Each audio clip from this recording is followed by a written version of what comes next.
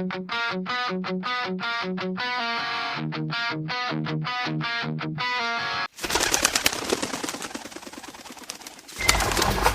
what is up mga kalapatids? Master Krekelov here, nagbabalik para sa kada namang malupet na kalapate vlogs. And for today's video, for today's topic ay pag-uusapan natin ang BBC One Love Race. Dito sa video na ito ay pag-uusapan natin ang pinakabagong karera ng Birdie Birds Cup or BBC at i-review din natin ang kanilang rules and regulations. Dahil 2 days ago ay nag-announce nga ang BBC Racing Pigeon Club na magkakaroon na nga sila ng OLR at gumawa pa talaga sila ng separate Facebook page para sa nasabing karera. Pero ano nga ba ang OLR or One Love Race? Napaka-straightforward lang ng meaning ng One Love Race. Lahat ng mga participants ay manggagaling sa isang love lamang. Ibig sabihin, isang finish line lang ang destination ng mga kalapating kasali sa karera. Ang bawat fanciers ay magbibigay ng kalapating never pa nakaronda sa kahit anong loft dahil ang One Love Race ang magsisilbi nilang tahanan. Kapag natapos na ang karera ay isasauli ng club ang mga ibon sa kanilang mga fanciers. Pero syempre, hindi na nila pwedeng parondahin ito dahil paniguradong babalik ito sa OLR dahil dun sila nasanay. Kung ikukumpara sa tradisyonal na karera ng kalapate kung saan ang mga fanciers ay may kanya-kanyang style ng pagpapakain at pagtitraining sa mga ibon sa bawat kalahok sa karera, dito naman sa OLR ay napakasimple lang dahil pare-pareho lang talaga sila ng diet at training. Kaya naman patas talaga ang magiging labanan at masusubukan talaga kung matibay ang strain ng kalapate na isasabak mo sa klase ng karerang ito.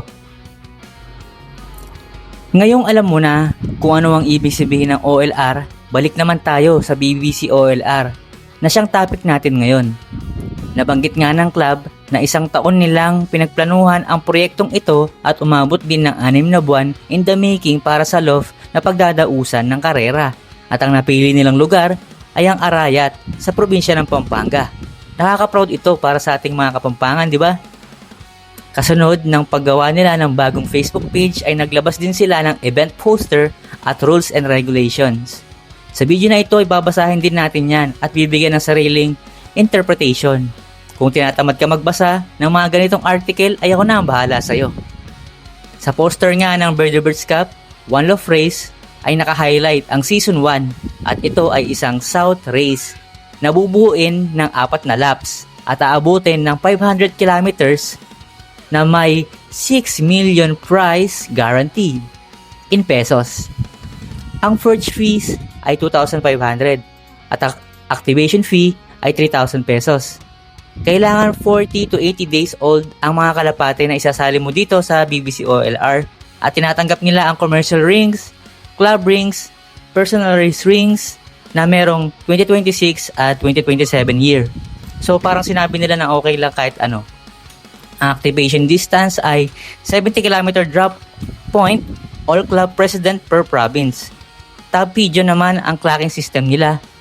Sa other infos naman ay meron silang tinatawag na no auction at buyback nila ay 1,000 pesos per bird.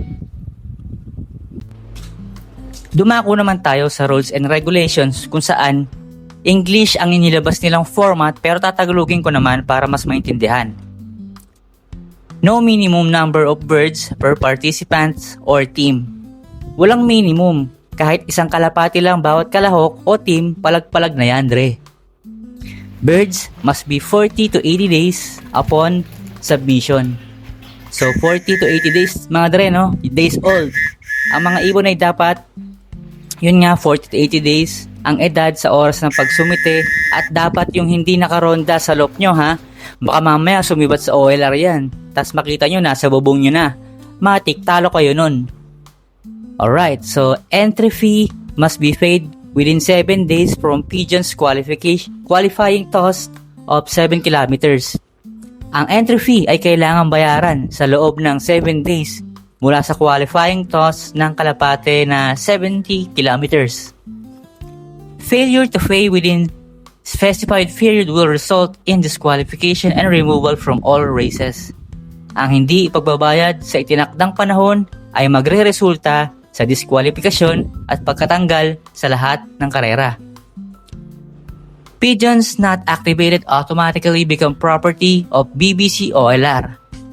Ang kalapating hindi na-activate ay otomatikong magiging pagmamay-ari ng BBC OLR.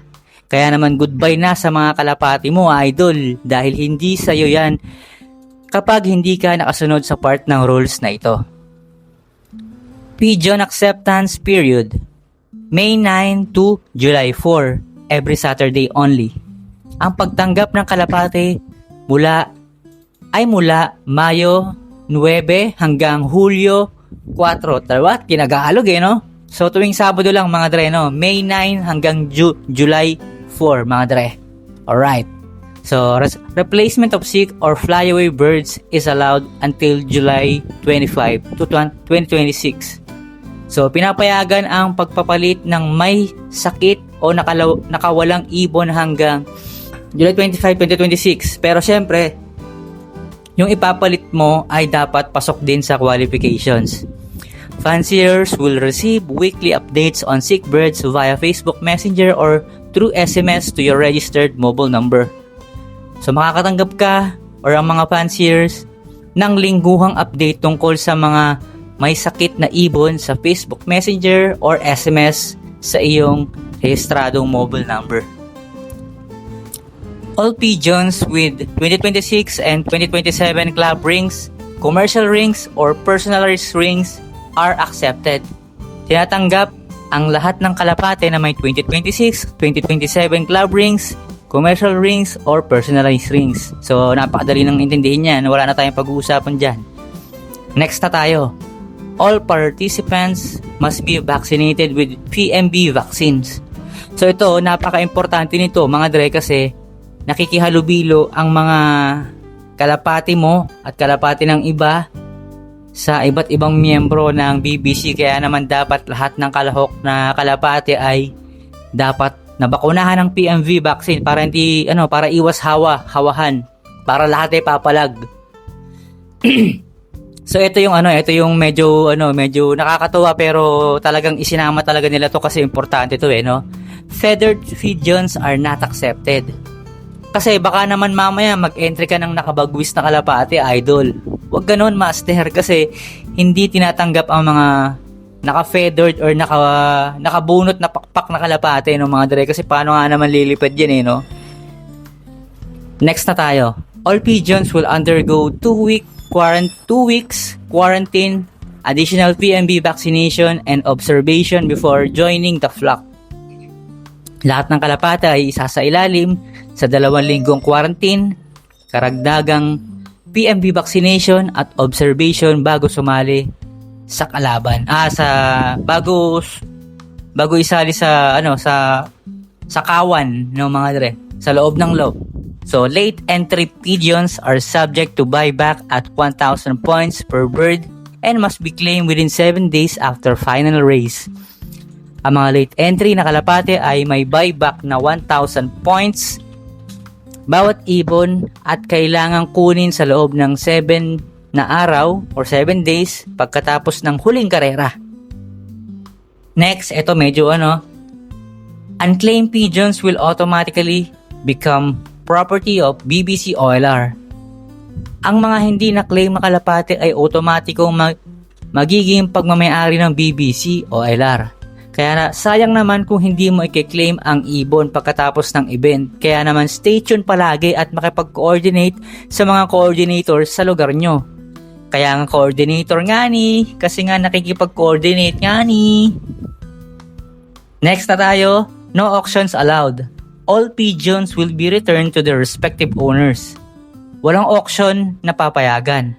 Lahat ng kalapate ay ibabalik sa kani-kanilang mga pagmamayari or mga fanciers. All rules, revision, and decisions are under BBC OLR management. Lahat ng alituntunin, pagbabago at desisyon ay nasa ilalim ng pamunuan ng karera ng BBC OLR. Race schedules are subject to weather condition.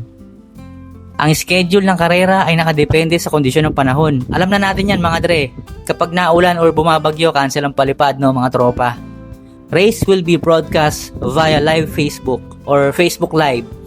So, ang mga karera ay ibo-broadcast ng live sa Facebook. So, ito yung lalaking medyo chubby yung pisngi na nakasalamin, tapos sumisigaw ng pakikabog, pakikabog, ayan na po ang mga ibon. Siya yun.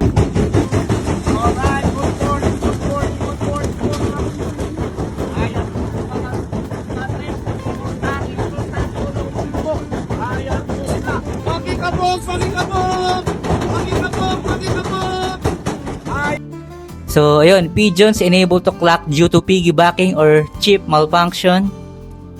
Verified in release will be declared last placer.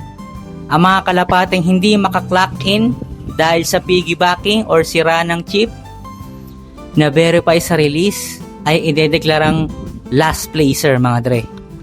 All updates and official headcounts will be posted on BBC OLR Facebook page. Lahat ng update at opisyal na headcount ay ipopost sa BBC OLR Facebook page.